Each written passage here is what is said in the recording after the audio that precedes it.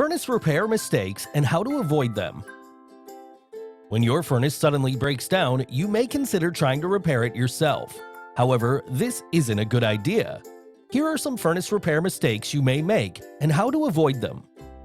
Using the wrong tools. You probably don't have years of experience fixing furnaces. As a result, you won't have the right tools to repair your furnace. Not taking the right safety precautions. A furnace is a complicated appliance that uses electricity to run. If you don't take the right precautions, you could electrocute yourself.